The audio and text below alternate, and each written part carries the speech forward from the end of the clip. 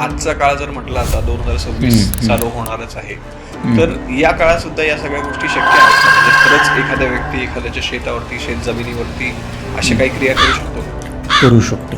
पाणी आणि घर हे एका जागेवरती नसावं याचं कारण वास्तुशास्त्रामध्ये असं आहे की समजा निगेटिव्ह गोष्टी सारख्या जर का घडत गेल्या त्या वास्तूमध्ये किंवा त्या जागेमध्ये, तर त्या सगळ्या त्या पिशाच्य योनी असतात. मग त्या आपल्याला त्रास देऊ लागतात.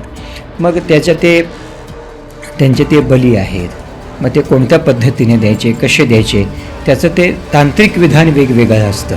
त्याच्या स्वप्नांमध्ये रोज त्याला असं स्वप्न पडायचं की एखादी शक्ती त्याला अशी ओढत ना आणते आणि बरोबर ते जागेजवळ आणि हे रोज सारखं ते स्वप्न पडायचं. आणि तो व्यक्ती जर समजा त्या जागेच्या जवळ गेला तर त्याला आणखी त्रास व्हायचा.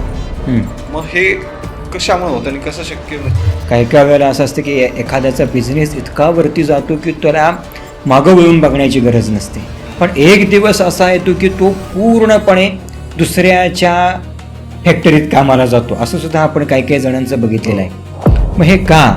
तर हे जे काही तंत्रकर्म केले जातात, ह्या तंत्रकर्मानं ह्या सगळ्या त्यांच्या त्या गोष्टी केल्या जातात आणि त्यांना हे सगळे लोक बळी पडतात. एखाद्या व्यक्ती त्याला काहीतरी अडचण आहे, तो एखाद्या बाबाकडे, तांत्रिकाकडे जातो, बरोबर. आता तो तांत्रिक आणि हा व्यक्ती पहिल्यांदाच भेटलेला असतो, पण तरी त्या समोरच्याला याच्या अर्ध्या गोष्टी कशा माहिती असतात. पण मला एक सांगा की बऱ्याच वेळेस आपण म्हणतो की पित्रांचा त्रास होतो, बरोबर. आता पित्र हे तर आपलेच असतात ना, बरोबर. ते आपलीच कुठली तरी पिढी असते, मग ती आपल्याच लोकांना का त्रास देते?